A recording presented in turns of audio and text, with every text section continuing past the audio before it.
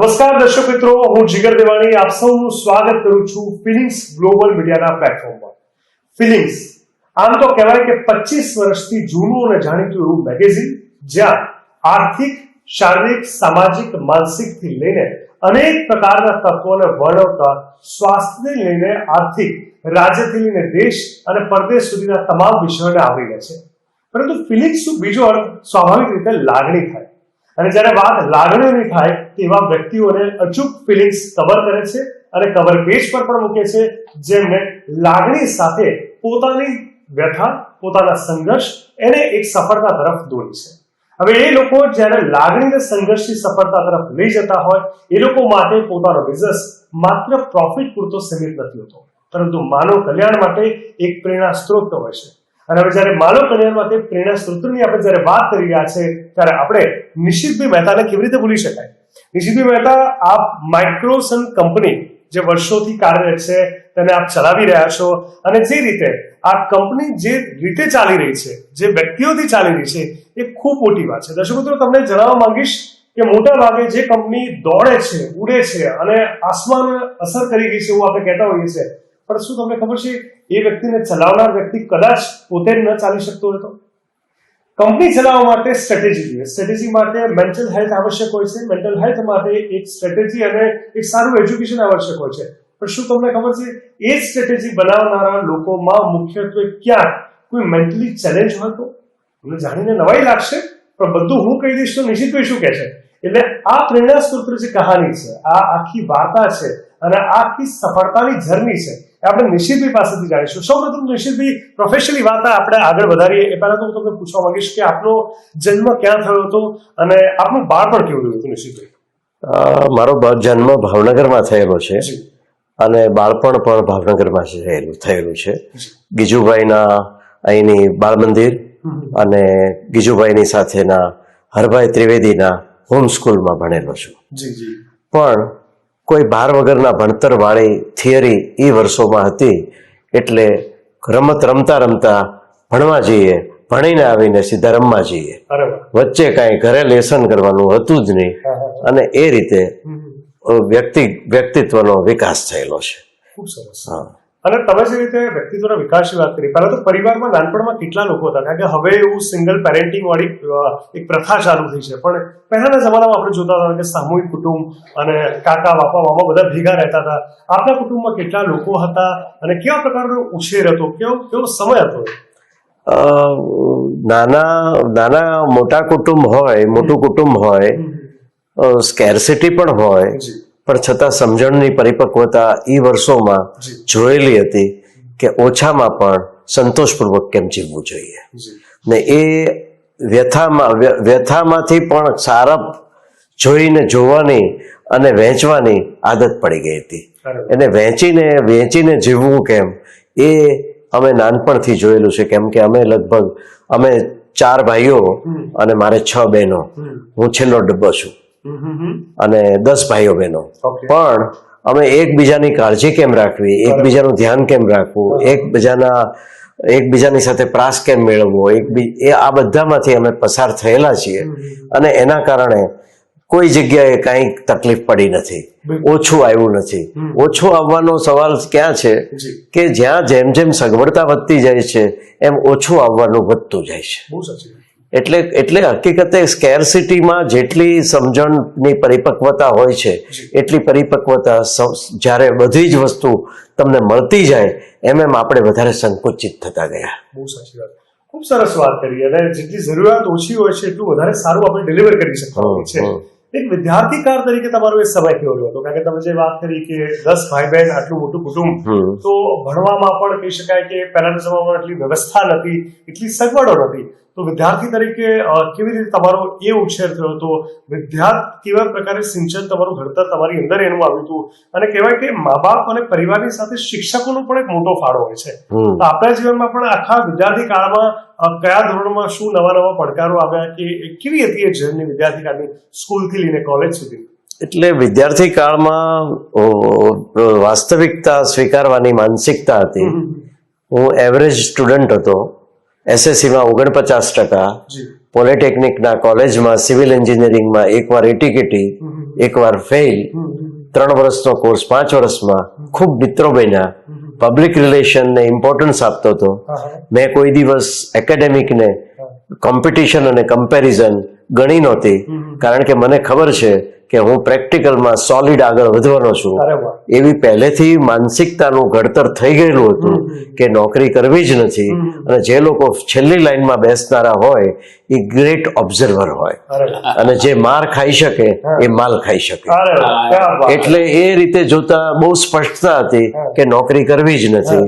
છેલ્લી લાઈનમાં છીએ, એમાંથી કોઈક પહેલી લાઈનના વિદ્યાર્થીઓને કોઈક વાર નોકરી રાખી શકશું સમય આવે ત્યારે, અને બતાવી દેશું કે તમે ભણતર ભણો છો નોકરી માટે, હું ભણતર સાથે ગણતર ભણું છું.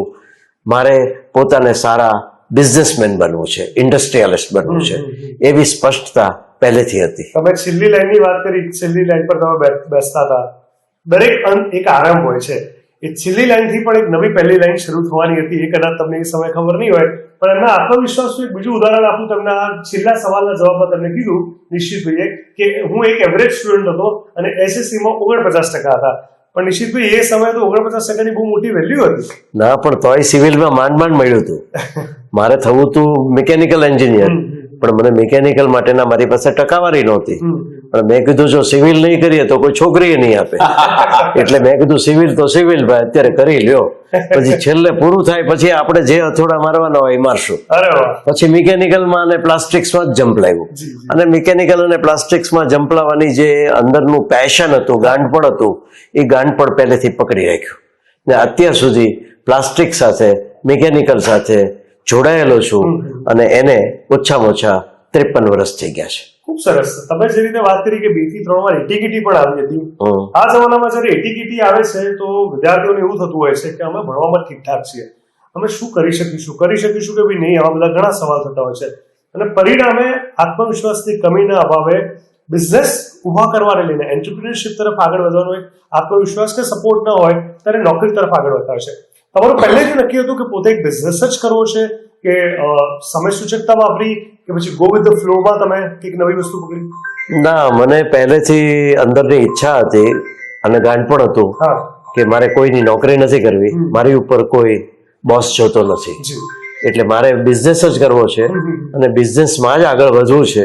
એટલે જ્યારે હું ફેલ થતો કે એટીકેટી આવતી ત્યારે ઇન્ડિયા લેવલના સારામાં સારા પ્લાસ્ટિક્સના એક્ઝિબિશન, ઇલેક્ટ્રિકલના એક્ઝિબિશન જોવા જતો, કે જેથી કરીને કેવી પ્રકારની પ્રોડક્ટ હોય છે, કેવી પ્રકારની પ્રોસેસો હોય છે, કેવી પ્રકારનું મારે શીખવું પડશે, કઈ પ્રકારની લાઈનમાં મારે આગળ વધવું, એ મને ખબર પડવા માટે, હું જાતનું એસેસમેન્ટ કરવા માટે, મને curiosity to know what is happening, એ માટે થઈને હું ઇન્ડિયા લેવલના જ એક્ઝિબિશન જોવા જતો, બને ત્યાં સુધી ગુજરાત લેવલનું નહીં, કે જેથી કરીને મારા પ્રશ્નોના જવાબો મને ત્યાંથી મળવા જોઈએ કે what I really like to do.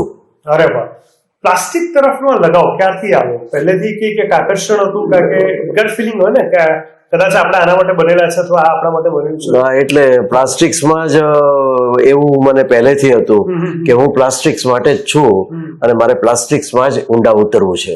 કારણ કે મને એટલાને ખબર હતી કે જે વસ્તુનું પ્રોડક્શન, હ્યુજ પ્રોડક્શન સારી રીતે કાઢી શકાતું હોય તો એના કરતા, અને જે પ્રત્યેનો લગાવ હોય એના પ્રત્યે તમને એના એ પ્રકારના મેગેઝિનો તમે જ્યારે ફેલ થતા હો ત્યારે તમે તમારી લાઇબ્રેરીમાં પણ એ જ શોધતા હો કે મને જે જોવે છે એ વસ્તુ ક્યાં મળે છે, પ્રોડક્ટ માટેનું કે પ્રોસેસ માટેનું કે એક્સ માટેનું.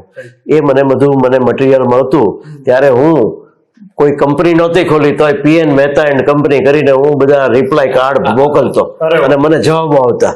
એટલે મને થતું કે ચાલો આપણે જાણવું છે એ તો આપણે કંપની ખોલ્યા વગર જ જાણવા માંડ્યા, તો હવે તો આપણે આમાં જંપલાવવું જ પડશે. બહુ સરસ વાત કરી નિશિતભાઈને. આ જવાબથી એક વસ્તુ ખબર પડી, હંમેશા એવું કહેવાય when your why is clear, WHY, when your why is clear, how doesn't matter.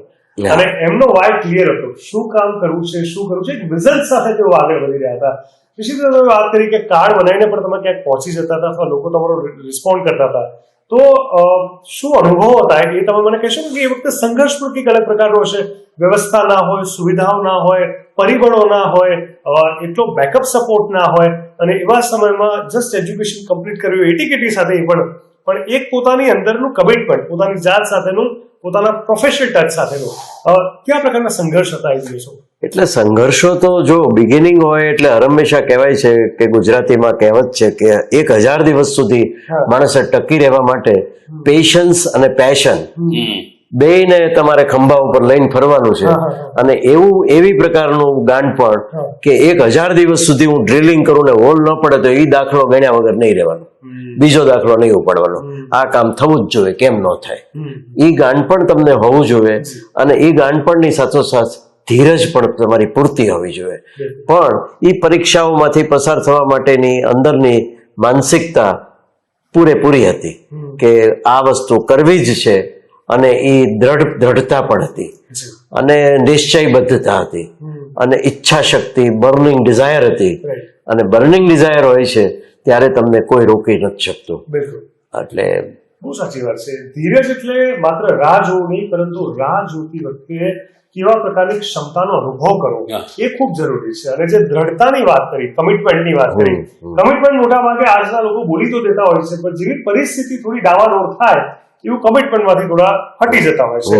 અને એ ડાવાડોળ સ્થિતિની અંદર પછી એ લોકોને એ નથી યાદ રહેતું કે કમિટમેન્ટ હતું. કમિટમેન્ટનો મતલબ જ એ છે કે કોઈ પણ પરિસ્થિતિમાં તમારા દ્રઢ સંકલ્પથી હટવાનો નથી, જેનું ઉદાહરણ તમે ખૂબ સરસ આપ્યું છે. તો આ કમિટમેન્ટની તમે વાત કરી, આ કમિટમેન્ટની અંદર કેવા પ્રકારના પડકારો હતા એ સમયમાં?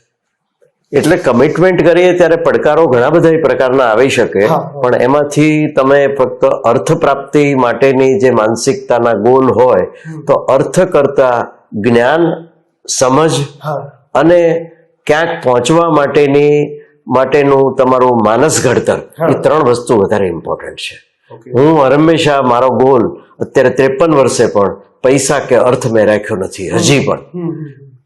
કદાચ બેલેન્સ શીટો જોતો પણ મને ક્રિએટિવિટી, કમિટમેન્ટ, આપણી ભારતીય વિચારધારા મુજબ કઈ ઊંચાઈએ કેમ પહોંચવું એના માટેની દ્રઢ મનોબળ અને તમારી અંદરનું સંકલ્પ બળ, આ બધી વસ્તુ સથવારામાં હોય તો કોઈ વસ્તુ અશક્ય નથી. If there is a will there is a way.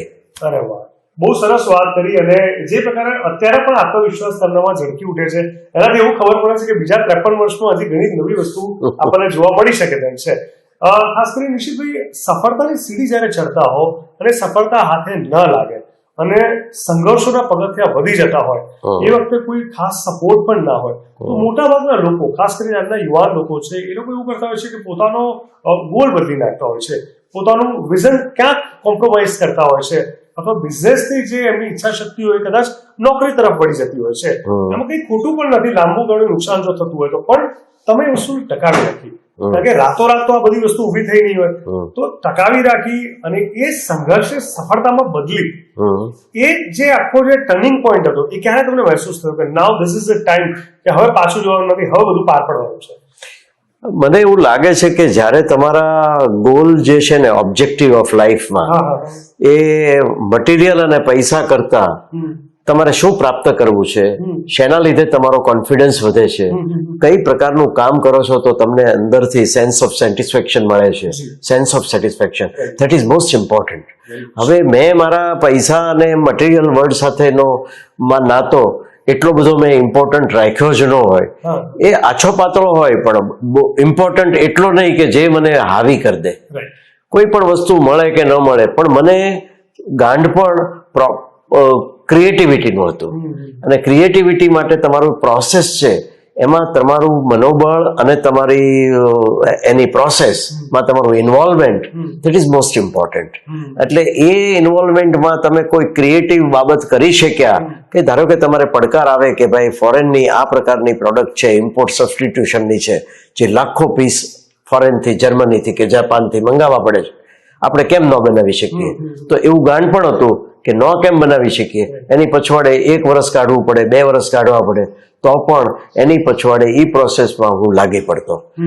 એની પાછળનું ગાંડ પણ હોવું જોઈએ, એ વધારે ઇમ્પોર્ટન્ટ છે. ગાંડ પણ તમારા ઓબ્જેક્ટિવમાં પૈસાનું છે કે ક્રિએટિવિટીનું છે, ધેટ ઇઝ મોસ્ટ ઇમ્પોર્ટન્ટ. બહુ સરસ વાત કરી. નશીબભાઈ, ખાસ કરીને હું ને અતુલભાઈ જે ખાસ કરીને નિશિતભાઈની મુલાકાત આવ્યા છે અને ફિલિંગ્સ તમને આ ખૂબ સરસ પ્રકારનો ઇન્ટરવ્યુ બતાવી રહ્યો છે, એની પાછળનું મુખ્ય કારણ એ નથી કે નિશિતભાઈની મસમોટી સફળતા છે, એમને બહુ સિદ્ધિ હાંસલ કરી છે, કે બહુ મોટો બિઝનેસ ગ્રો કર્યો છે, પણ એ છે કે તેમને માત્ર નોર્મલ વ્યક્તિ નહીં પણ સાથે સાથે ડિફરન્ટલી એબલ્ડ એટલે કે દિવ્યાંગ વ્યક્તિઓ સાથે પણ કામ લેવાનું શરૂ કર્યું. તેમને પોતાની કંપનીમાં એક હિસ્સો આપ્યો, માત્ર પ્રોફેશનલી નહીં પણ પર્સનલી, પરિવારની જેમ. અને તેમની સાથે ખૂબ કળાત્મક દ્રષ્ટિકોણથી કામ લઈ તેમને અને તેમના પરિવારને સાચવીને તમામ માપદંડોથી આગળ વધીને આ સફળતાને હાંસલ કરી છે. પહેલા તો ખૂબ ખૂબ અભિનંદન ફિલિંગ્સ તરફથી, મારા તરફથી, અતુલભાઈ તરફથી આપને, કારણ કે આપે જે આ કાર્ય કર્યું છે આટલા વર્ષોથી એ વિચારોમાં આ શક્ય નથી હોતું આ જમાનામાં, તમે જે કરી બતાવ્યું છે. તો મારે તમારી પાસેથી પહેલા તો એ જાણવું છે કે આ ક્યારે વિચાર આવ્યો કે ડિફરન્ટલી એબલ્ડ વ્યક્તિઓ પાસેથી આપણે કામ લઈએ? માઇક્રોસાઇન કંપની જ્યારે આટલી બધી પ્રોડક્ટ્સ બનાવી રહી છે અને એ પણ આટલી જટિલ રીતે, આટલા મશીનરી સાથે, આટલી ટેકનિક સાથે, પણ એનાથી બી મોટી જટિલ વસ્તુ એ છે કે જે ડિફરન્ટલી એબલ્ડ વ્યક્તિઓ છે, જે દિવ્યાંગ લોકો છે, એમની પાસેથી કામ લઈ એમને ટ્રેન કરો. આ વિચાર ક્યારે અને ક્યાંથી આવ્યો? હવે બાબત એમ છે કે મારી journey basically I have started somewhere in 1971, 1971 okay. મેં 5 વર્ષનું સિવિલ એન્જિનિયરિંગ પૂરું કર્યા પછી મને લાગે છે કે 3 મહિનામાં જ મેં ડિસિઝન લીધું કે I like to go for making certain plastics products. Okay. ત્યારે મને એમ વિચાર આવ્યો, એટલે ધીરે ધીરે 1 માણસ, 2 માણસ, 3 માણસ, મેં જે નાનો માણસ કામ કરતો એ માણસ એ કામો મેં કરેલા છે. 3 4 વર્ષ સુધી, 5 વર્ષ સુધી. ઇવન પાર્સલ કરવા જવાનું હોય તો આંગળીયામાં સાયકલ ઉપર પાર્સલ કરવામાં પણ મને શરમ નહોતી, કારણ કે મને ખબર હતી કે શરૂઆતના 5 વર્ષ છે એ મારા બાહુબળના, મારા સંકલ્પ બળના, આ બધી વસ્તુ મને કામ લાગવાની છે. એ વસ્તુ હશે તો જ હું ટકી શકીશ. ગુજરાતીમાં તો કહેવત છે કે કોઈ પણ બિઝનેસ કરો તો 1000 દિવસ સુધી ગાદી તપાવી પડે છે, આપણે કહેતા હોય છે. 1000 દિવસ તો મિનિમમ, પણ બની શકે તો 5 વર્ષ સુધીની તમારે તૈયારી રાખવાની.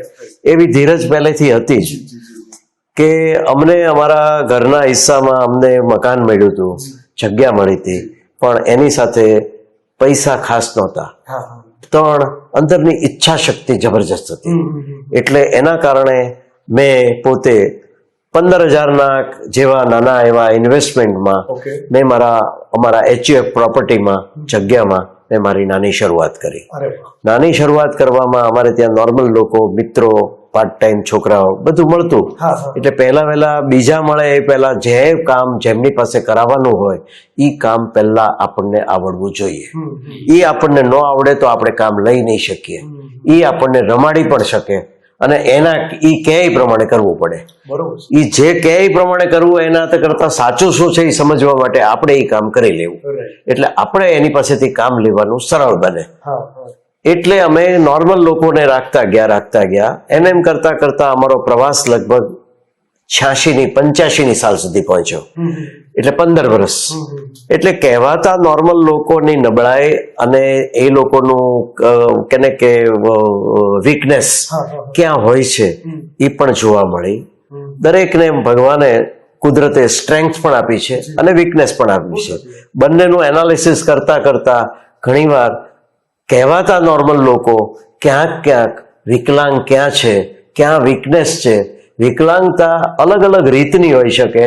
આપણે જે ગવર્મેન્ટ ઓફ ઇન્ડિયાએ જે કાંઈ નક્કી કરેલા મુજબની વિકલાંગતા છે એ સિવાયની કહેવાતા નોર્મલ લોકોની વિકલાંગતાના એ વિકલાંગ છે એમ આપણે કહી નહીં શકીએ, પણ અનુભવી શકશું કે એ મૂડી છે, નથી કામ કરવું. એને એ પૈસાને જ રિલેટ કરે છે. 15,000 મળતા હોય તો આટલું જ કરાય, 10,000 મળતા હોય તો આટલું જ કામ. એ ધારાધોરણે એ નક્કી કરે અને એ પ્રમાણે કામ કરે ને એ જ જગ્યાએ હું કામ કરું તો હું સવાયું કરી શકતો હોઉં, હું દોડું કરી શકતો હોઉં, તો મારે એને સ્વીકારવાનો એ જેવો છે તેવો. એટલે જેવો છે તેવો સ્વીકારી ન શકવાની માનસિકતાને લીધે અને મારી કેપેબિલિટી એની સાથે સરખાવતા હું વધારે કામ કરી શકતો હોઉં તો એ કેમ નથી કરતો, તો શું આપણે સમજવું. એટલે બધું એટલે આવી પ્રકારની વિવિધ પ્રકારની વિકલાંગતા કહેવાતા નોર્મલ લોકોની હોય છે અને જમ્પિંગ એટીટ્યુડ હોય છે. કોઈ જગ્યાએ ટકતા નથી.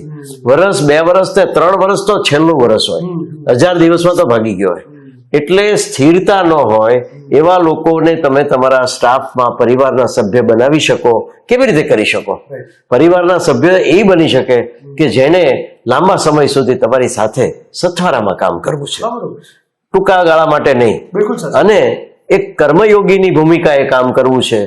એવી એ ભૂમિકાના માણસોની ક્ષમતા કેવી હોવી જોઈએ, એની કાર્યક્ષમતા કેવી હોવી જોઈએ, એની એની એની એની પોતાની કે કમિટમેન્ટ કેવું હોવું જોઈએ, સિન્સિયરિટી કેવી હોવી જોઈએ, એમાં મને દરેક જગ્યાએ ખામી બતાણી. ને ખામી બતાણી એટલે મને પોતાને એમ થયું કે આપણા સમાજની અંદર કહેવાતા વિકલાંગ લોકો કે અથવા તો દિવ્યાંગ લોકોના ઢગલા છે કે જેને ગવર્મેન્ટ કંઈક ને કંઈક રીતે 1000 રૂપિયા, 1200 રૂપિયા, 1500 રૂપિયા ફ્રી ઓફ કોસ્ટ આપી અને અનએમ્પ્લોયડ છે એટલે એને સાચવે છે. પણ એ સિક્યોરિટીને સંભાવનાને એ એવી રીતે પણ જોઈ શકાય કે એને પોતાના બાહુબળ ઉપર ટ્રેનિંગ આપી અને એને સ્વીકારી શકીએ તો એવી ટ્રાયલ કેમ ન કરી શકાય. એટલે આ અમે એચઆરની આવી પ્રકારના એચઆરની ઓર્થોપેડિકલી હેન્ડીકેપ હોય, ડેફથી અમે શરૂઆત કરી કે ડેફ અને કે મ્યુટ લોકો ને એવા લોકોને પણ એ લોકોની ભાષા, એની સાથે એના કોમ્યુનિકેશનમાં એક જ ભાષા ચાલે એમ છે, પ્રેમની ભાષા. If you can accept them and give the accessibility without prejudice, એ તમારો પોતાનો થઈ જાય છે. તમે એના પોતાના થઈ જાવ છો, એ તમારો થઈ જાય છે. અને એ ફેમિલી રિલેશનનું બોન્ડિંગ નોબડી કેન બ્રેક. બહુ સાચી વાત. ત્યાં આગળ પૈસાને પણ સંબંધ નથી, ત્યાં હૃદયને જ સંબંધ છે. તમે ગમે ત્યારે એકબીજાને ટહુકો મારી શકો, એકબીજાને તકલીફ હોય તો એકબીજાની તકલીફમાં ઉપયોગી થઈ શકો. લખ્યા વગરના સંબંધો અને લખ્યા વગરનું કમિટમેન્ટ એ હોય છે ડિફરન્ટલી એબલ્ડ સાથેની કામ કરવાની રીત ભાત. બહુ સાચી વાત. તમારો આ જવાબ જરૂરી હતો. પણ આ જવાબમાં શરૂઆત તમે જે કરી, જેમાં તમે કીધું કે શરૂઆત તમે 15,000 રૂપિયાના ઇન્વેસ્ટમેન્ટ સાથે કરી હતી.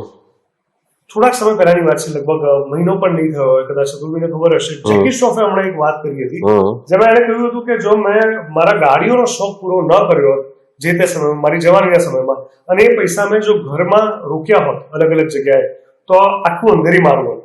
આ એનો એક એક્ઝામ્પલ હતું. એટલે કે લક્ઝુરિયસ વસ્તુ કે મટીરિયલિસ્ટિક વસ્તુ પાછળ પૈસા ન રાખો, પ્રોડક્ટિવ વસ્તુ પાછળ ઇન્વેસ્ટમેન્ટ કરો, જે આપણે કર્યું છે.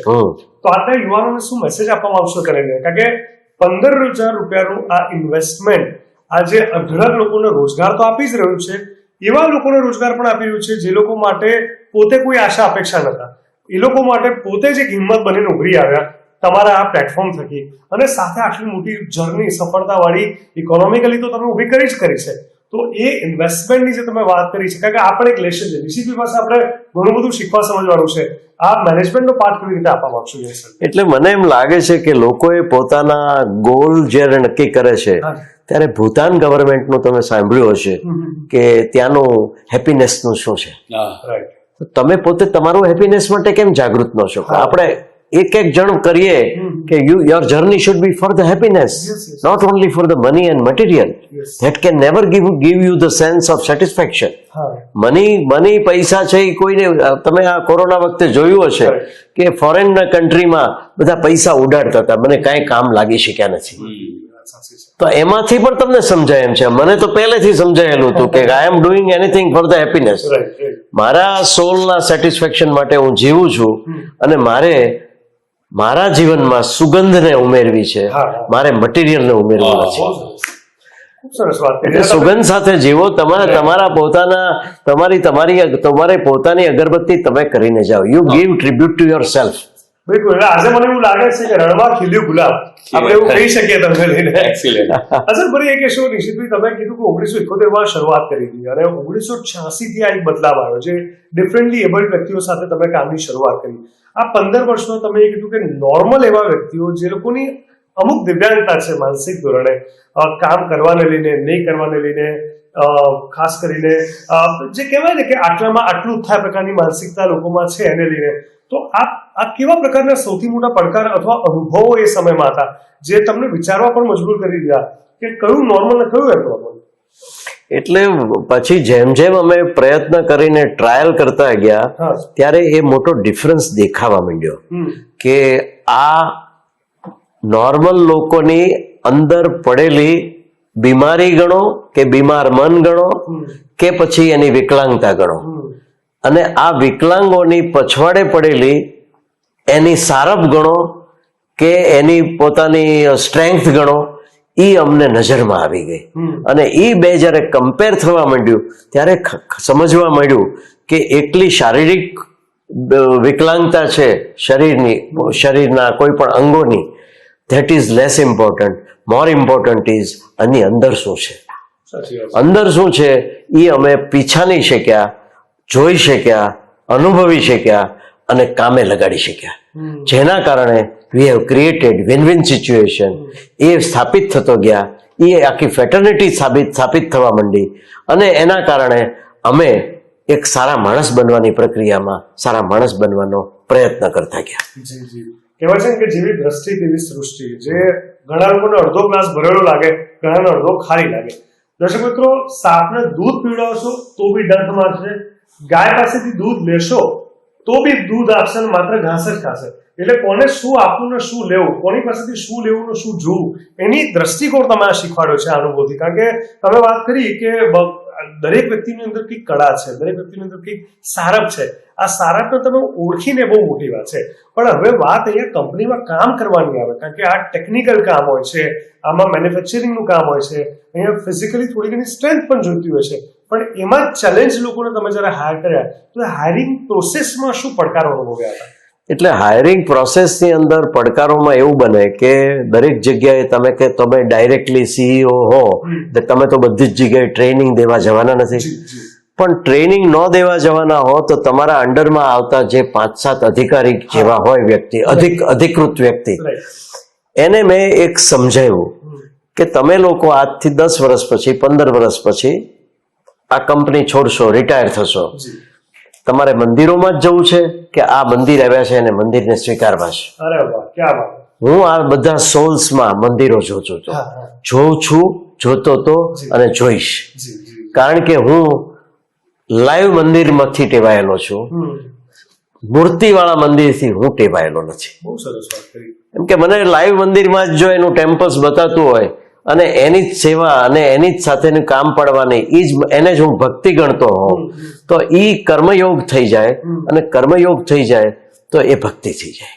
બહુ સરસ વાત કરી. એટલે કર્મચારીપણામાંથી બહાર કાઢી અને એને દરેકને નોર્મલ કહેવાતા નોર્મલ માણસોને અને ડિફરન્ટલી એબલ્ડ લોકોને બધાને આ કર્મયોગના સિદ્ધાંતમાં ધીમે ધીમે ઢળાતા જાય છે અને ઢળાણા છે, જેના કારણે એ લોકો પોતે એક સારો માણસ બની શકે છે.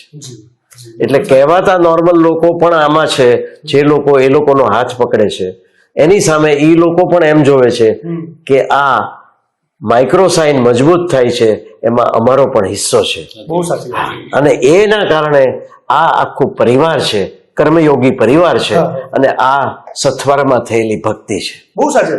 દર્શકો મિત્રો, તમને જાણીને નવાઈ લાગશે ને ખુશી થશે સાંભળીને કે નિશ્ચિતભાઈ જેટલા પણ એમ્પ્લોય રાખ્યા છે તે નોર્મલ લોકો પણ છે, ડિફરન્ટલી એબલ પણ છે. પણ ડિફરન્ટલી એબલમાં પણ મહિલાઓ પણ છે. મહિલાઓની સાથે સાથે વાત કરું તો એવા લોકો પણ છે કે જે લોકો પહેલી વાર આ ફિલ્ડમાં આવ્યા છે, અને એવા પણ લોકો છે કે જે પતિ પત્ની છે. કારણ કે કોર્પોરેટ સ્ટ્રક્ચરની HR પોલિસીમાં ઘણી જગ્યાએ તમે જોયું હશે કે બ્લડ રિલેશન વાળા કોઈ વ્યક્તિ અહીંયા કામ નહીં કરી શકે, એક પરિવારમાંથી 2 જણ કામ નહીં કરી શકે. અહીંયા ઘણા પતિ પત્ની છે જેઓ અહીંયા કામ કરે છે, એવું પણ જોવા મળ્યું છે. તો અનેક પ્રકારના ડિફરન્ટલી એબલ વ્યક્તિઓથી લઈને વુમન એમ્પાવરમેન્ટથી લઈને નોર્મલ વ્યક્તિઓની સાથે અને સાથે સાથે કોઈ કાસ્ટિઝમની હું વાત એટલે કરું છું, ઇલેક્શનનો માહોલ છે, જાતિ જ્ઞાતિની વાતો થઈ છે, એના પર ચૂંટણીઓ પણ થઈ છે, ત્યારે કોઈ હિન્દુ હોય, મુસ્લિમ હોય, ખ્રિસ્તી હોય, કોઈ પણ જાતિ જ્ઞાતિનો હોય, તમામ વ્યક્તિઓ સંપીને અહીંયા જ્યારે કામ કરે છે તો માનવતાનું શ્રેષ્ઠ ઉદાહરણ તમે પૂરું પાડ્યું છે નિશિતભાઈ. આ જ્યારે થતું ગયું ને ધ્યાનમાં આવ્યું કે પહેલેથી એક વિઝન સાથે કંઈક અલગ રીતે આકાર આપવાની કોશિશ કરી? બધા ધર્મોના સારી વસ્તુઓ, સ્વામિનારાયણ ધર્મ હોય કે હું પોતે જૈન છું, બધી જગ્યાએ સારું કોઈ વાર અહીંયા બિલ્લો લગાડીને નહીં, કોઈ વાર ઈચ્છા થઈ, સાનુકૂળતા થઈ તો સારું સાંભળવા માટેની માનસિકતા, પણ બિલ્લા વગરની. પણ વધારેમાં વધારે મને હંમેશા એ ગમ્યું છે કે માનવીય જીવન છે ને એનાથી મોટું જીવન એક કે નથી. એટલે સારા પહેલા માણસ બનીએ, પછી બીજું તમારે જે બનવું હોય બનજો. કારણ કે સારા માણસ બનાવવામાં મને એક્સેસિબિલિટી આખા વર્લ્ડની મળે. વસુધૈવ કુટુંબકમ હું ત્યારે બોલી શકું કે હું માનવતાનો માનવીય સભ્ય બનવા માંગતો હતો. માનવીય સભ્યના જે પ્રકારના ગુણ હોય, જે પ્રકારની જીવન પદ્ધતિ હોય એ આપણામાં હોવી જોઈએ. એકનો નહીં પણ બધાયનો, ને બધાય મારા. અરે વાહ, ક્યાં વાત છે. અને તમે જે વાત કરી 1971 થી શરૂઆત કરી હતી અને 1986 માં નવી એક શરૂઆત થઈ અને ત્યારબાદ આ વાત આગળ વધી. આટલી બધી પોઝિટિવિટી આપણે અત્યારે તમારી સાથે ચર્ચા કરી, તો ખાસ તો મને એ કહેશો કે આટલા બધા લોકોની આજે તમે પ્રેરણા છો, તો તમારી પ્રેરણા કોણ છે? કારણ કે દર્શક મિત્રોને જાણવું હશે કે નિશિતભાઈની એવી તો કોણ વ્યક્તિ પ્રેરણા છે કે જેમની પ્રેરણા થકી પોતે હજારો લોકોની પ્રેરણા બની ચૂક્યા છે? હવે આમાં 3-4 વ્યક્તિઓ એવી હોય કે જે કલાને કારણે જોઉં તો રવિન્દ્રનાથ ટાગોર ગમે, ઓકે, પછી એથિકલ વેલ્યુઝ માટે ગણું તો કલામ સાહેબ ગમે, બિલકુલ, પ્રેક્ટિશનર તરીકે ગણું તો રતન ટાટા ગમે. આ બધા પાસેથી આપણને શીખવા મળે એમ છે, જોવા મળે એમ છે. Observe you try to become a better observer, કે બીજાઓ પાસેથી સારપને આપણે કેવી રીતે એ આપણે લેવી જોઈએ. એવી રીતે લેવા માટેના જે દેવાવાળા પાત્રો છે ને એ બધા મને ગમે છે. અરે વાહ, એકલું લેવું નથી ગમતું, લેવાનો થાક લાગે છે. દેવાનું શીખો અને દેવાનું ચાલુ રાખો. સરસ વાત કરી તમે. અને જે રીતે મોટિવેશનની હંમેશા જરૂર પડતી હોય છે આજના યુવાનોને ખાસ કરીને, એમાં કોઈ પણ સોર્સ હોઈ શકે. તો મોટિવેશન એવી વસ્તુ છે કે એક સમય કામ લાગે, એક સમય લીધું, પાછો એક ડાઉનફોલ આવે, પાછા તૂટ્યા, પાછી મોટિવેશનની જરૂર પડી. પણ જ્યારે ઇન્સ્પિરેશન લેવાની વાત આવે તો કોઈક વ્યક્તિને પ્રેરણાદાયી તમે બનાવી દો તમારા જીવનમાં, તો આખી અસર જ કંઈક અલગ પ્રકારની હોય. જે તમે તમારી સ્ટોરીમાં વાત કરી, તો યુવાનોને શું મેસેજ આપવા માંગશો જે અવારનવાર કોઈક ને કોઈક ધોરણે મોટિવેશન પર આધારિત થઈ ગયા છે? એટલે મને એમ લાગે છે કે અત્યારનો જે યુગ મટીરિયલિસ્ટિક વર્લ્ડ તરફ આગળ વધી રહ્યો છે, ત્યારે એણે વેલ્યુથી વેલ્યુઝ સુધીનું સફર કરવાની જરૂર છે. Values means ethical values. Ethical વેલ્યુઝને કોઈ ધર્મ નથી હોતો, એને એક જ ધર્મ હોય છે, આમ કરાય ને આમ ન કરાય. હવે એથિકલ વેલ્યુઝ એ કોઈ જ્ઞાતિનો ધર્મ નથી, એ સમાજનો ધર્મ છે. સારો સમાજની રચના કરવા માંગતા હો તો સારા સમાજ માટેનું તમારી પાસે જે ચિત્ર હોય, તમારી સામે દેખાતું ચિત્ર, એ ચિત્ર વધારે સુધારો કરવા માટે તમે Indian values, Indian art, Indian બધી બાબતો, સારી બાબતોને તમે કેવી રીતે પ્રમોટ કરી શકો છો, એ તમારા ઇનપુટ અપાવીને, તમારે આપવાના નથી, અપાવી શકો એમ છો. તો અપાવી શકવા માટે અમે લગભગ છેલ્લા 35 વર્ષથી ઇન્ડિયન આર્ટને, બેઝિક આર્ટને અમે, પછી ગાવાનું હોય, વગાડવાનું હોય, પરફોર્મિંગ આર્ટ હોય કે ચિત્ર પ્રદર્શન હોય કે કોઈ પણ કલા હોય, કલા સાથે જોડવાનું કામ, સમાજને જોડવાના કામમાં અમે 35 વર્ષથી પુષ્કળ પ્રયોગો કરીએ છીએ. અને જે કોઈ કરતું હોય એને ટેકો પણ આપીએ છીએ. કારણ કે દરેક જગ્યાએ તમે પ્રમોટ ન કરી શકો એમ તો કોઈ સારું કરે છે તો એના ઉપર એન્ડોર્સમેન્ટ કરો અને યુ પ્રમોટ ધેમ. કારણ કે તમે એકલા ન પહોંચી શકો તો બીજાઓમાં પણ ક્યાંક સારપ પડેલી જ છે, પણ એ ક્યાંક કરતો હોય તો એને ટૂંકો ન પડવા દેવું, એની આપણો ધર્મ છે. ખૂબ સરસ વાત કરી, ખૂબ સરસ વાત. અને એના એટલા માટે કે એ પ્રોએક્ટિવ સમાજ આપણે જોવા માંગીએ છીએ, રિએક્ટિવ સમાજ નથી જોતો. પ્રોએક્ટિવ સમાજ ત્યારે જ પોસિબલ છે કે જ્યારે ઇન્ડિયન આર્ટ સાથે કંઈક ને કંઈક એને ભેગું કર્યું હશે, તો એને એ સફર કરે એમ છે અંદરથી. કારણ કે ઇન્ડિયન આર્ટમાં એવી તાકાત છે કે એ તમને સાચો હેપીનેસ સુધી લઈ જઈ શકે એવો તાકાત છે. Happiness is not the material but the what process you are, what તમે કયું સાધન પકડો છો, કઈ દિશા પકડો છો, શું કામ પકડો છો અને કેમ પકડવું જોઈએ એ તમને ખબર હોવી જોઈએ. નિશિતભાઈ, તમે ઇન્ડિયન ગ્રોથની વાત કરી, ઇન્ડિયન આર્ટની વાત કરી, ઇન્ડિયન બિઝનેસની વાત કરી, તો ભારતની જયારે આપણે આટલી બધી વાત કરી રહ્યા છીએ તો એક સમય હતો ભારતને સોને કી ચીડિયા કહેવાતું હતું. અને અત્યારની વાત કરું તો મોદી સાહેબનું તો વિઝન જ છે કે આગામી થોડાક સમયમાં $5 ટ્રિલિયનની ઇકોનોમી આપણી થઈ જાય. એટલે આપણો આર્થિક ગ્રોથ આપણા દેશનો ખૂબ આવશ્યક હોય છે, જેના માટે સરકાર પૂરી કોશિશ પણ કરીએ છીએ. એમાં એમએસએમઈ સેક્ટર કહો કે અલગ અલગ ઉદ્યોગો કહો કે આપણા જેવા બિઝનેસમેન કહો કે એન્ટરપ્રેન્યોર કહો, એ બધાનો એક મોટો ફાળો હતો, છે અને રહેશે. તો આગામી સમયમાં નવા યુવાઓ જે આપણી તરફ બિઝનેસ તરફ આગળ વધી રહ્યા છે, એ લોકોએ શું સમજવાની જરૂર છે, શું શીખવાની જરૂર છે અને કેવી રીતે ડિલિવર કરવાની જરૂર છે, જેમાં એક સામાજિક વ્યવસ્થા અને આવું પ્રેરણાદાયી કોઈ મોડેલ પણ અપનાવે અને આર્થિક ધોરણે પણ એક મોટું કન્ટ્રીબ્યુશન આપી શકે. એટલે મને એમ લાગે છે કે યંગ ઇન્ડિયા કરીને આમનું સપનું છે આપણા કલામ સાહેબનું. એ યંગ ઇન્ડિયામાં નાની નાની પ્રવૃત્તિઓ દ્વારા એ તરફ પ્રેરણા મળે એવું કંઈક થતું હોય છે. એ તરફની દ્રષ્ટિ હોવી જોઈએ અને દરેક વ્યક્તિએ પોતે જાગત હૈ વો પાવત હૈ, અરે વાહ. જાગે તો એને બધું જ મળે છે. મારે જાગવું હોય તો મારે 10 જણા હોય તો જ હું સવારે 6 વાગે ફરવા જઈ શકું એવું ન બની શકે. મારા મિસિસ નથી આવતો તો મારે જવું નથી, મારો ફ્રેન્ડ નથી આવતો તો મારે જવું નથી. મારે મારું શારીરિક અને માનસિક સ્વાસ્થ્ય સરખું રાખવું હોય તો મારે હું જાગેલો હોઉં છું. वो जागत है वो पावत है. અરે વાહ. અને સંગીત છે કે સ્પોર્ટ્સ છે એ બે વસ્તુની જરૂર છે. એકમાંથી તમારામાં પ્રોએક્ટિવનેસ આવે છે, એકમાંથી તમને સમાજની વચ્ચે સ્પોર્ટિંગલી કેમ જીવવું, હાર હોય તો હાર સ્વીકારવીને, જીત હોય તો જીત સ્વીકારી અને છતાં તમે જમીન ઉપર તમારા પગ હોય એ સ્પોર્ટ્સથી મળે છે. એટલે સ્પોર્ટ્સ એ અગત્યનું છે, કલ્ચર પણ અગત્યનું છે.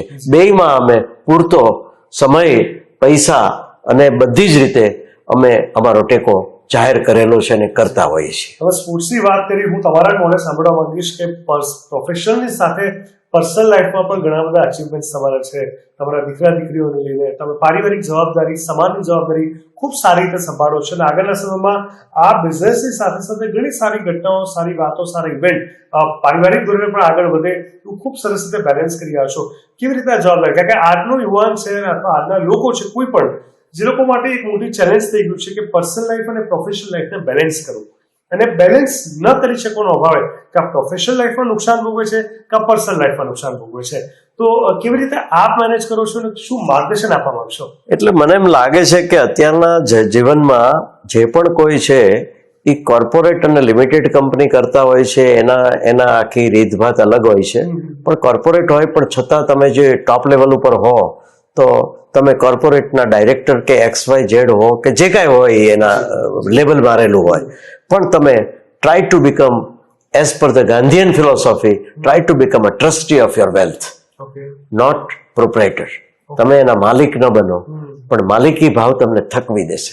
બહુ સાચી વાત છે. એટલે માલિક ન બનતા તમારી પાસે જે પણ કાંઈ મેળવો એના ટ્રસ્ટી બનો અરે વાહ. અને try to give those things જે તમે જે એક્યુમ્યુલેટ કર્યું હોય, ભેગું કર્યું હોય, એના યોગ્ય અધિકારી હોય તો એને તમે આપતા પણ શીખો, વાવતા પણ શીખો અને વિસ્તરતા પણ શીખો. બહુ સરસ વાત કરી. તમારે એવું કહેવાય કે જો બહુ દૂર સુધી ચાલવું હોય તો બધાને જોડે લઈને ચાલવું જરૂરી છે. આ એક મેસેજ તમારો એમાં સ્પષ્ટ રીતે જોવા મળી રહ્યો છે. જે રીતે ડિફરન્ટલી એબલ વ્યક્તિઓમાં તમે વિશેષ કામ કરી બતાવ્યું છે અને એમાં એ લોકોના આંખોમાં એક ખુશી જોવા મળી, એક સંતોષ જોવા મળ્યો, એક આત્મસંતોષ હતો એ લોકોની અંદર કે અમારું કોઈ છે અને અમને હવે કોઈની એવી જરૂર નહીં પડે કે જે અમને નિરાધાર તરીકે જોવે, કારણ કે એ લોકો પોતે જ પોતાનો એક દીવો બનીને ઉભરી આવ્યા છે. જેમાં સ્વાભાવિક તમે ઘી ઉમેરવાનું કામ કર્યું છે એમના જીવનમાં, ત્યારે એમના પરિવારની શું ખુશી હોય છે, કારણ કે એમના પરિવારમાં જ્યારે તમને આ ચેલેન્જ જોઈને એક સમય એવો પણ આવ્યો છે કે ઘણા બધા લોકો તૂટી ગયા હશે, હાર્યા થાક્યા હશે, રડ્યા પણ હશે, પણ જ્યારે તમે હાથ પકડ્યો અને અહીંયા સુધી પહોંચાડ્યા છે તો પરિવારમાં કેવા પ્રકારની ખુશી, કેવા પ્રકારની લાગણી આપણે લઈને જોવા મળી રહી છે? એટલે આમાં એવું છે કે ઘણી બાબતો વ્યક્તિગત રીતે તમે સંવેદનશીલ હો તો તમે ઇનિશિયેટિવ લઈ શક્યા હો. ધારો કે પત્ની હોય કે ભાઈ હોય કે બેન હોય, એ લોકોને કરવું હોય પણ હજી દરેકની સંવેદનાનો અંદરની હાઈટ બધાની અલગ અલગ હોઈ શકે. કોકને પાલીતાણા ચડવું છે પણ અંદરની એની ભાવના છે એ 100 પગથિયે બેઠો હોય, કોક 50 પગથિયે બેઠો હોય, કોક 10મા પગથિયે બેઠો હોય. જ્યાં જે બેઠું હોય, જ્યાં તમે જેને હેલ્પલાઇન આપી શકો ત્યાં હેલ્પલાઇન આપો, નહીતર એકલો જાને રે. ખૂબ સરસ વાત કરી. અને જે રીતે આપણે કીધું કે મોટાભાગના લોકોની અંદર એક પ્રકારની ઉત્સાહ અને ઈચ્છા શક્તિ હોવી ખૂબ આવશ્યકતા છે. ઉત્સાહની ઈચ્છા શક્તિની જયારે આપણે વાત કરી રહ્યા છે તો પહેલાના જમાનામાં ભલે ફેસિલિટી નથી, એટલી વ્યવસ્થાઓ નથી, આ જમાનામાં છે, આ જમાનામાં પડકારો પણ વધારે છે. આ જમાનાની વાત કરીએ તો કઠોર કોમ્પિટિશન પણ છે. આ જમાનાના લોકો માટે એવું પણ છે કે એક લેવલ કરતા વધારે આગળ ન વધી શક્યા તો વધારે રિસ્ક લેવાની એબિલિટી કદાચ નથી હોતી. તો જેટલી સારી વસ્તુ છે એટલા પડકારો પણ વધી ગયા છે. તો કેવી રીતે આખી ડીલને મેનેજ કરવી? મને એમ લાગે છે કે દરેક ઘરમાં સુખી હોય કે સુખી ન હોય આર્થિક રીતે, દરેક ઘરમાં સ્પોર્ટ્સ અને કલ્ચર એ પેલી બેઝિક નીડ છે. એ એને સસ્ટેનેબલ વ્યક્તિત્વ બનાવશે. એના માટે પૈસાદાર બનવું જરૂરી નથી. એના માટે તમે કઈ દિશામાં અને શું કરાવો છો બાળકોને એ બહુ ઇમ્પોર્ટન્ટ છે. નાનપણમાં બાળપણને નાના ઉંમરમાં હોય ત્યારે આપણે આપણા બાળકોને એના બાળપણને શેરડીના સાઠાની જેમ એનો રસ કાઢી નાખીએ છીએ, એવી રીતે એનો દુરુપયોગ કરવા, એના બાળપણ છીનવી ન લેવું જોઈએ. એને સ્પોર્ટ્સ અને કલ્ચર એના શણગાર તરીકે આપવું જોઈએ. જ્યાં સુધી એ નહીં અપાય ને ત્યાં સુધી એ માયકાંગલા બનશે, કાં માંદલા બનશે, કાં શારીરિક ક્ષમતાવાળા નહીં હોય, કાં માનસિક ક્ષમતાવાળા નહીં હોય. માનસિક ક્ષમતા અને શારીરિક ક્ષમતા એ બેના સથવારે જ એ બાળકો સારા યુવાનો બની શકે, સાચા યુવાનો બની શકે, કે જે પડકારો, વિવિધ પ્રકારના પડકારો ઝીલી શકવાની તાકાતવાળા બની શકે. એટલે અમે મારા બાળકને મેં 7મી શ્રેણીથી ટેબલ ટેનિસમાં નાખ્યો. પછી એ દર વર્ષે ફક્ત છેલ્લા 15 દિવસ જ સ્કૂલમાં કે કોલેજમાં ગયેલો છે. અને આજને દિવસે કોઈ પણ પ્રકારનો ચાર્ટર એકાઉન્ટન્ટ હોય કે MBA થયેલો હોય, he is in position to tackle these all people because of sports. સ્પોર્ટ્સને લીધે. તો તમારો આટલું મોટું તમે દિવ્યાંગોની સેવા કરો છો અને આટલું મોટું એમ્પાયર બનાવ્યું કે આટલા બધા લોકોને તમે હેલ્પ કરો છો, તો આ વારસો કોણ સંભાળશે તમારો? આ વારસો મારા દીકરાએ સંભાળી જ લીધો ને 10 વર્ષથી. હા, પથિક મહેતા. અને આ આગળ પછી આ તમારા જેવા બીજા ઇન્ડસ્ટ્રીઓ કરે એના માટે કોઈ પ્લાન કરો તમારે? હવે એના માટે મને એવી ઈચ્છા થાય છે કે MSME અને એક સારી કોર્પોરેટ હોય કે જેની અંદર કોઈક ને કોઈક વ્યક્તિ એવા લેવલે બેઠેલી હોય જે ડિસિઝન ટેકિંગ કેપેસિટી વાળા, એવાની સાથેની એક નાની મિટિંગો, 15 જણાની, 20 જણાની, 10 જણાની મિટિંગો એરેન્જ કરવામાં કોઈક ઉપયોગી થાય તો એને નાની ફિલ્મ બતાવીએ, પ્રશ્નોત્તરી કરીએ, એને કન્વિન્સ કરીએ કે why you should go for this. કારણ કે આ લોકોને આપણે આપણા ગ્રોથ પાર્ટનર બનાવીએ તો they can become the India growth partner. તમે જે કરો છો એનો મેસેજ દરેક ઇન્ડસ્ટ્રીઝને જવો જોઈએ, દુનિયાની દરેક ઇન્ડસ્ટ્રી જાય તો અલ્ટિમેટ છે. કારણ કે એને એમાં સેવાની સાથે એને મેવા મળવાના છે અને આટલા લોકોના આશીર્વાદ મળવાના છે. એટલે ઈ કમાવાની વસ્તુ છે, આશીર્વાદ કમાવાની વસ્તુ. મને ઓલા નથી કમાવાનું ગમતું, પણ મને આ કમાવું ગમે છે. કારણ કે પૈસા એકલી વસ્તુ કમાવાની વસ્તુ નથી. Happiness is also sense of satisfaction કમાવાની વસ્તુ છે. કોકના મોઢા ઉપર તમને પ્રફુલ્લિતતા, ખુશી જુઓ, ઈ કમાવાની વસ્તુ છે. ઈ રોકડા નથી, ઈ કોઈથી ખિસ્સામાંથી પડી નહીં જાય. નિશ્ચિતભાઈ, સમાજથી લઈને સરકાર સુધી બધાનો આટલો સહકાર રહ્યો છે અને આટલું સ્વીકાર કરવામાં આવે છે તમારા ઇનિશિયેટિવ, તો આગળના સમયમાં સરકાર તરફથી કોઈ આશા અપેક્ષા કરી તમને કે યુવાઓ માટે કંઈક વ્યવસ્થિત રીતે કોઈ સ્કીમ અથવા કોઈ વ્યવસ્થા અથવા કોઈ એવું પોર્ટલ અથવા કોઈ એવું બિઝનેસ ધોરણે લોનની વ્યવસ્થા અથવા કંઈ પણ એવું નવું તમે ઈચ્છી રહ્યા છો ખરા?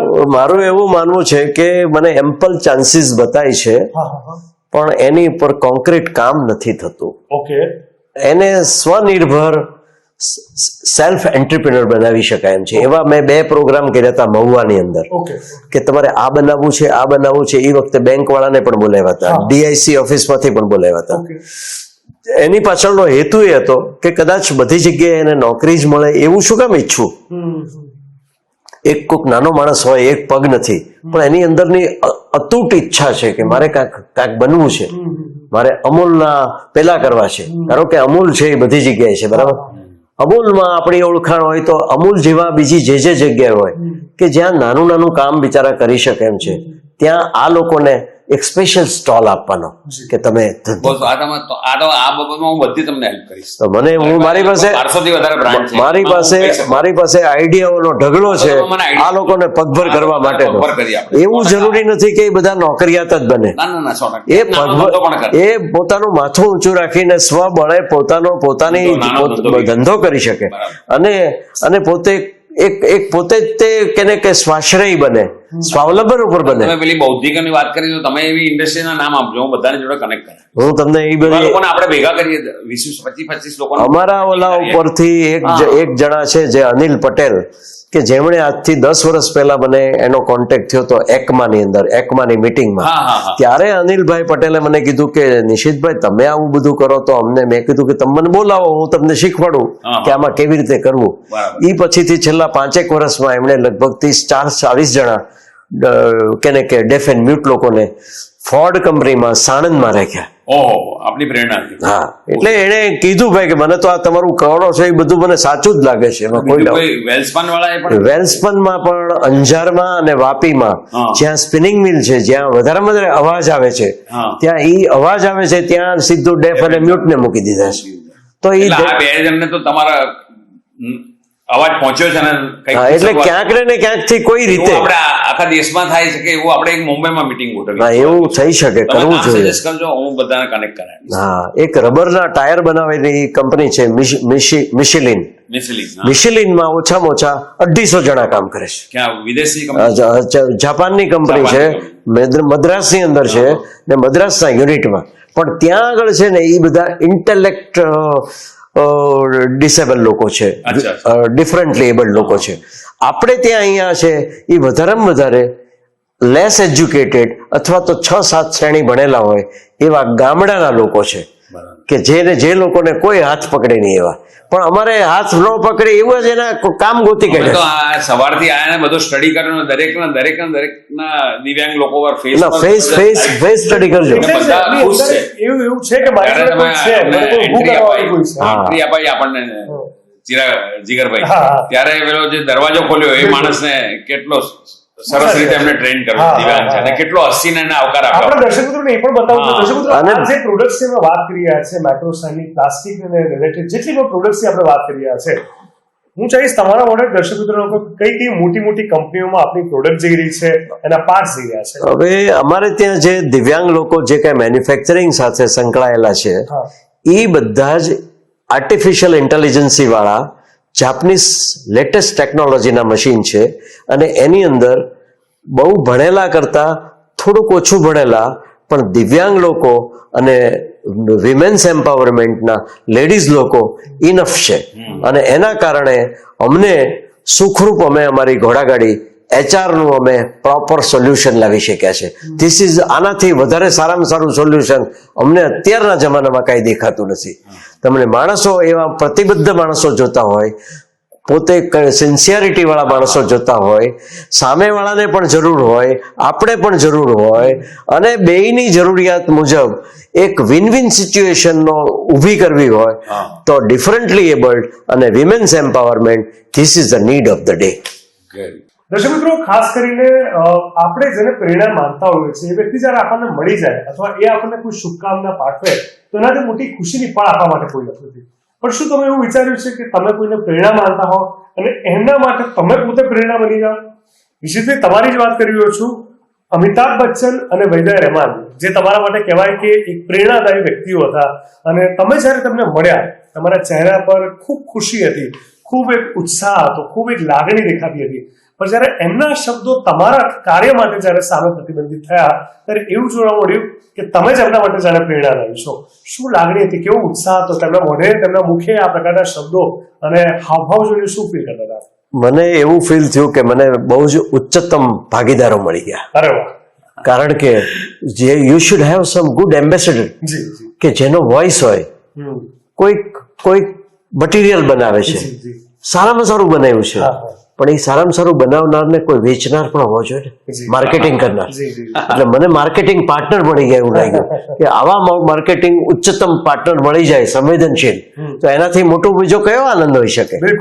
એટલે મને એ વખતે એટલો બધો આનંદ થયો છે કે ઈશ્વર ખરેખર છે અને ક્યાંક ને ક્યાંક બેઠો છે અને તમારા સંદેશાઓ ઝીલનારાઓ છે અને તમારો સંદેશો આગળ પહોંચાડનારા પણ પડ્યા છે.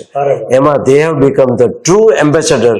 અને એના માટે હું ભગવાનનો આભાર માનું છું કે એણે અમિતાભ બચ્ચનને આ બાબતની વાતને લઈને આખા વર્લ્ડ ઓવરને સ્ટાર પ્લસ થ્રુ આ સંદેશો પહોંચાડ્યો આજ કી રાત હૈ જિંદગી દ્વારા. એમાં તમારે વૈદા રહેમાન તો મેં સાંભળ્યું કે એમાં તો વૈદા રહેમાન એવું પણ બોલ્યા કે આ એના કરતા એમની કારકિર્દીમાં તો હું પણ નાની છું. સૌના સંવેદનશીલતા ઉપર આધાર છે. જે ખરેખર સંવેદનશીલ છે, સેન્સિબલ છે, એ લોકો દરેક બાબતને સરસ રીતે ઝડપી પકડી લે છે કે આમાં મારું શું રોલ કહેવાય ને હું ક્યાં અને બીજા ક્યાં છે. માત્ર અમિતાભ બચ્ચન વૈદા રહેમાન જ નહીં, ધ મોસ્ટ પરફેક્શનિસ્ટ કહેવાતા આમિર ખાને પણ આપનો ખાસ કરીને ઉલ્લેખ કર્યો હતો. એટલે શું અનુભવ રહ્યા હતા? એટલે CNN IBN નો એવોર્ડ હતો. ઈ એવોર્ડ છે ઈ totally sponsored by the Reliance Industries. અને ઈ રિલાયન્સ ઇન્ડસ્ટ્રીઝમાં નીતાબેન અને મુકેશ અંબાણી પોતે હાજર રહેલા અને હાજર રહી અને એ લોકોએ સારી રીતે વેરી ગ્રેસફુલ વેથી એ નવાજ્યો હતો. Okay. અને એના કારણે મને પોતાને પણ સારું લાગ્યું હતું કે આવી કંપનીવાળા જો આવી વસ્તુને સંવેદનાસભર જે બાબતની પ્રોસેસને એ સિલેક્શનમાં લઈ શકે છે, તો આવી બાબત જો બીજા ઇન્ડસ્ટ્રીવાળાને આપણે જગાડીએ, અથવા તો એમના ફેમિલીમાંથી પણ એવું સાંભળ્યું છે કે એમના દીકરા છે એ ખૂબ સંવેદનશીલ છે, તો એવી વ્યક્તિ, હા, તો એવી વ્યક્તિ પણ જો આમાં ક્યાંક ને ક્યાંક એમને આવી બાબતથી વાકેફ કરવામાં આવે તો કદાચ મને લાગે છે કે આ વાત છે એ વોઇસ બની શકે મોટો. દર્શક મિત્રો, બહુ જરૂરી હોય છે કે બૌદ્ધિક ધોરણે જે લોકો વિકસિત છે અથવા જે લોકોનો મોટો ફાળો છે, એ લોકોની ચર્ચાઓમાં, એ લોકોના નિર્ણયોમાં, એ લોકોના વિઝનમાં આવા તમામ વ્યક્તિઓ એક થાય. ત્યારે નિશ્ચિતભાઈ, ખાસ કરીને C20 નો આ ભાગ રહી ચૂક્યા છો. G20 માં પણ આપણે ઇન્વિટેશન હતું, જ્યાં કહી શકાય કે અલગ અલગ પ્રકારના વિઝન વાળા લોકો ભેગા થયા હોય છે. બૌદ્ધિક ધોરણે ખૂબ ડીપલી ચર્ચા થતી હોય છે અને એક નવા રોડમેપ તૈયાર થતા હોય છે. આર્થિક ધોરણે કેવી રીતે આપણે ત્યાં સ્થાન મળ્યું હતું, શું યોગદાન તમે ત્યાં આપ્યું હતું, અને આપણા દેશમાં આ પ્રકારના વિઝનને આગળ લઈ જવા માટેના શું રૂપરેખા તમે ત્યાં વર્ણવી હતી? હવે આમાં એમ છે કે વિવેકાનંદ કેન્દ્ર VKIC આમાં બહુ ઇનિશિયેટિવ લીધો હતો. આ અરુણાચલમાં G20 C20 માં, અને એ લોકોએ અમને સિલેક્ટ કરવાનું કારણ એ હતું કે આ મેસેજ એક આંતરરાષ્ટ્રીય સ્તરે પહોંચવો જોઈએ, કારણ કે આ બેગર્સ બનાવવામાંથી કહેવાય છે ને કે ભાઈ એક માણસને નાથિયામાંથી નાથાલાલ બનાવ્યા છે. હવે નાથાલાલ બનાવવા એટલે શું છે કે graceful acceptance on the basis of their strength, not because of their weakness. અને વીકનેસ કરતા અમને વીકનેસની પછવાડીની સ્ટ્રેન્થ સમજાઈ ગઈ, દેખાઈ ગઈ, અને એના મુજબ એણે અમારામાં દૂધમાં ખાંડ ભળે એમ ભળી ગયા. પુરવાર કરી બતાવ્યું તમે. હા, એની પણ ક્ષમતા છે. એને પુરવાર કર્યું, અને એને પુરવાર કર્યું એ વાતો કેટલીક ત્યાં આગળ કરવાની હતી, તો એ ચાન્સ મળ્યો. એ ચાન્સને અમે પૂરેપૂરો એનો લાભ મળ્યો. બિલકુલ. અને તમે જે સારી વસ્તુ ઉપાડી છે, મને સૌથી સરસ નિશ્ચિતમાં કોઈ વસ્તુ ગમી હોય તો ગમે તેટલી અઘરી વસ્તુ, જટિલ વસ્તુ, પડકારજનક અને સંઘર્ષમય વસ્તુની અંદર પણ સૌથી સારું શું છે તે તમે શોધી કાઢ્યું છે. જ્યાં સમાજમાં દિવ્યાંગ હોવું એ જ માત્ર ખરાબ ખતરનાક વાત નથી આ જમાનામાં, પણ સમાજમાં તેમને જે દ્રષ્ટિકોણથી જોવામાં આવે છે, તેમનું જે એક્સેપ્ટન્સ છે, તેમને જે રીતે અવોઇડ કરવામાં આવે છે, નજરઅંદાજ કરવામાં આવે છે, અથવા તેમની અંદરના પોટેન્શિયલને, તેમની અંદરની સ્કિલને ઓળખવાની તો વાત દૂરની વાત, તેમને ધ્યાનમાં નથી લેવામાં આવતા. આ બધા પેઇનને એક અલગ રીતે તમે ગેઇન કર્યો છે. More pain is equal to more gain જે કહેવાતું હોય, તમે એની અંદર પણ આટલી સરસ વસ્તુ જોઈ છે. આનાથી મોટું સારું શું હોય છે? હા, એટલે પેઇન અથવા તો કોઈ પણ જગ્યાએ તમને વિકલાંગતા દેખાણી, એ પડકારોની પછવાડે જ હંમેશા કેને કે કંઈક ગેઇન રહેલો હોય છે. એટલે પડકારોથી ભાગવાની બદલે પડકારોની નજીક જઈ અને માઇન્ડ અને હાર્ટ બંનેથી તમને કામ કરવાની આદત હોવી જોઈએ. જ્યારે વ્યક્તિએ વ્યક્તિ સાથે વાત કરવાની છે, કે વ્યક્તિએ વ્યક્તિને પીછાનવાનો છે, કે વ્યક્તિએ વ્યક્તિની સાથે બોન્ડિંગ બનાવવાનું છે, કામ કરવાથી માંડીને દરેક વસ્તુમાં, ત્યાં હંમેશા હૃદય વાપરવું જોઈએ.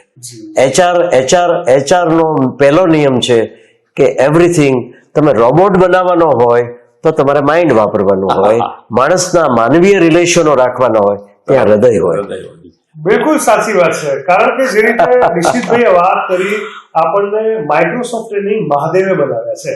આપણે સ્માર્ટફોન સ્માર્ટ તો ફોન પણ હોઈ શકે, પણ આપણે સંવેદનશીલ થવાની જરૂર છે. નિશ્ચિતભાઈમાં ક્વોલિટી જોવા મળી રહી છે. નિશ્ચિતભાઈ, ભાવનગરમાં આટલું મોટું એમ્પાયર તમે ઊભું કર્યું છે, અને આ પણ આપણો દીકરો બંને ખૂબ સરસ રીતે સાચવી રહ્યા છો. આગળના સમયમાં ભાવનગર કે ગુજરાત કે આખા દેશભરમાં આપણી પ્રોડક્ટ જાય, અને આપનું આ વિઝન જેનું ક્યાંક ને ક્યાંક બીજા ફેક્ટરી વાળા અથવા બીજા ફિલ્ડ વાળા પણ ઇમ્પ્લિકેશનમાં લાવે, એ માટે શું આપ માર્ગદર્શન આપવા માંગશો? મને બે રીતે દેખાય છે કે આ ફેટર્નિટીને અપલિફ્ટમેન્ટ કરવું હોય તો એક જણાય છે એને એન્ટરપ્રેન્યોર બનાવવા માટેનો સઘન પ્રયાસ થવો જોઈએ. એકલો પેપર ઉપરનો નહીં. મને પેપર ઉપરનો વધારે બતાયા કરતો હોય છે, અને મને એ પ્રયત્ન છે ને બાય હાર્ટ થવો જોઈએ, એકલા માઇન્ડ થી નહીં. અને બીજી બાબત એ છે કે આ બાબતમાં એ લોકોની ક્ષમતાને તપાસીને યોગ્ય જગ્યાએ સંવેદનાસભર એને એક્સેસિબિલિટી આપવી જોઈએ. આપણે ત્યાં એક્સેસિબિલિટીમાં દયા ધર્મને ધર્મની રૂએ એને પાપ પુણ્યની ભાષાના ફક્ત વ્યક્તિત્વ બનાવી દેવામાં આવે, એમાંથી બહાર નીકળવું જોઈએ. એને માનવીય સભ્ય ગણવા જોઈએ. આપણામાં સભ્યતા હોય તો એ માનવીય સભ્યતા આવી શકે. આપણે એને ફક્ત પાપ પુણ્યના ફક્ત એક આધાર ગણી અને એને પુણ્ય કરો ભાઈ, આને આટલી હેલ્પલાઇન કરી દો, પૈસા આપી દો, મટીરિયલ આપી દો, એ વન ટાઈમ જોબ છે. એ એનામાં બેગર્સ વૃત્તિ ઊભી કરશે. અને we should not create the beggars. They are not beggars. Beggars જુદી પ્રકારના હોય છે, જે ચાર ચોકડી ઉપર બેસતા હોય ને જે લોકો વિકલાંગ ન હોય છતાં પણ તમારી પાસે માગીને બધી જ અંગ પૂરા હોય. આ લોકોને બેગર્સ નથી બનવું. આ લોકોને એક્સેપ્ટન્સ જોવે છે, સેલ્ફ એક્સેપ્ટન્સ વિથ ડિગ્નિટી જોઈએ છે. ડિગ્નિટી આપવામાં પણ આપણે ટૂંકા પડ્યા છીએ. બહુ સાચી વાત છે. અને આ સભ્યતાનું ધોરણ, આ સભ્યતાનું જે ઝરણું આપની અંદર છે એ દૂર દૂર સુધી વહે ફિલિંગ્સ ગ્લોબલ મીડિયાના માધ્યમથી. એટલા જ માટે અમે આપની પાસે આવ્યા છે, કારણ કે આપની બિઝનેસની સફળતા તો ઘણા બધા લોકોએ ચર્ચા કરી છે, પણ આપની આ લાગણીશીલ સફળતા હું કહીશ એ લોકો સુધી પહોંચે ખૂબ જરૂરી છે. અને ફિલિંગ્સ ગ્લોબલ મીડિયાના દર્શક મિત્રોને આપ શું મેસેજ આપવા માંગશો, શું માર્ગદર્શન આપવા માંગશો? કારણ કે આપની પાસેથી જેટલું પણ શીખી એટલું ઓછું છે, ચાહે મેનેજમેન્ટના કન્સેપ્ટથી કહો કે ઇમોશનલ કન્સેપ્ટથી કહો, પ્રોફેશનલ ટચ કહો કે પર્સનલ ટચ કહો. મને એમ લાગે છે કે ગ્લોબલ મીડિયાનો જે આ સુંદર મજાનો પ્રયાસ છે એ ખૂબ સફળ રહેશે. અને એનું કારણ એ છે કે એ સમજી શકે છે કે કોને કયા પ્રશ્નો દ્વારા કયા જવાબોની જરૂર છે. અને સમાજને જે પેઇન એરિયા છે કે જે પૈસાથી ભૂખ મટી નથી અને સંવેદનશીલ બન્યા નથી, તો હવે ત્યાં ક્યાંક બ્રેક મારવાની જરૂર છે અને આ તરફ વળવાની જરૂર છે. Travelling from mind to heart એની વધારે જરૂર છે. બહુ સરસ વાત કરી. મારો અતુલભાઈનો ફિલિંગ્સ ગ્લોબલ મીડિયાનો હંમેશા આ એક પ્રયાસ રહેશે, આપ ખૂબ આગળ વધો અને આપના થકી આપના જેવા ઘણા બધા નિશિતભાઈ તૈયાર થાય અને નિશિતભાઈ અનેક લોકોને તક આપે. જેને આપણે દયાના દ્રષ્ટિકોણથી જોઈએ છે, એને આપણે ખૂબ જ ગર્વના દ્રષ્ટિકોણથી જોતા થઈ જઈએ, એ પ્રકારની જર્ની આ થઈ જાય, તેમનું ઇંગ્લિશનું સફર હિન્દીના સફરમાં કન્વર્ટ થઈ જાય, એવી આપણે પ્રાર્થના. મને એમ લાગે છે કે માઇન્ડફુલનેસમાં થોડું ઓછું થાય અને હાર્ટફુલનેસ તરફની દ્રષ્ટિકોણ વધારે, તો એ પોતાની હાર્મની પણ જાળવી રાખી શકશે અને મોટી ઉંમરે પણ નાની ઉંમર ના લાગશે. એના માટે કરચલી ન પડવા દેવી હોય મોઢા ઉપર તો હાર્ટફુલનેસને જાગૃત કરો. નિશિતભાઈને જોઈને ચોક્કસ કહી શકાય કે age is just a number. કારણ કે એમની અંદરનો જે ઉત્સાહ છે, જે પોઝિટિવિટી છે, ખૂબ જ આકર્ષિત છે. તમને તો ત્યાં બેઠા બેઠા એવું લાગતું હશે, અમે બાજુમાં બેઠા છે, you can literally feel it. Nishitbhai, ફરી એકવાર ખૂબ ખૂબ આનંદ થયો. ફિલિંગ્સ ગ્લોબલ મીડિયાના પ્લેટફોર્મ થકી આપણે ખૂબ સરસ આપણી જર્નીને શેર કરીને ખાસ તો લોકોને પ્રેરણા આપી. મારા અતુલભાઈ તરફથી આપણે ખૂબ ખૂબ ધન્યવાદ આપી. In 1978, a young enterprising gentleman, Nishit Mehta, founded Microsign in Bhavnagar, Gujarat, India, with a vision to create a technically advanced and society-friendly organization. During its humble beginnings, Microsign produced precision marking systems, later venturing into engineering plastic fasteners and protective tubings. Microsign, now a company with over 40 years of experience, is proud to be one of the leading companies in fasteners sector, precision marking and protective tubings, and is gaining recognition and clients who have their presence internationally. Microsign's new state-of-the-art facility in Bhavnagar is spread over 60,000 square feet with an additional expansion capacity of 60,000 square feet and certified by IATF 16949, ISO 14000 and LCSO certification. With a belief in Make in India motto, the company focuses on continuous improvement of processes to deliver outstanding quality through advanced research and development and teamwork. Microsign's 30% energy requirement is fulfilled by green energy through solar power generation, helping it reduce its carbon footprint, and is also involved in water harvesting to preserve natural resources.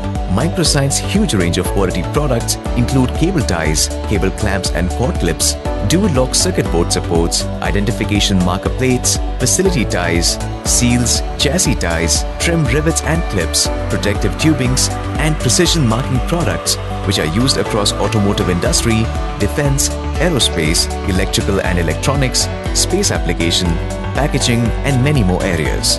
Microsign's premises houses sophisticated machinery like 14 high-speed injection molding machines, with some of them from Japan and Germany, along with specialized testing equipment, including loop tensile testing and other specialized measuring systems, which help in delivering high-quality output to their esteemed client groups of Tata, Mahindra, Bharat Heavy Electricals, Honda, L&T, ISRO, Indian Railways, and many more. Microsign has been nationally and internationally recognized for its policy of empowering differently and growing together, where the company gives priority to give accessibility without prejudice to differently abled people, which consists of around 50% of its total workforce.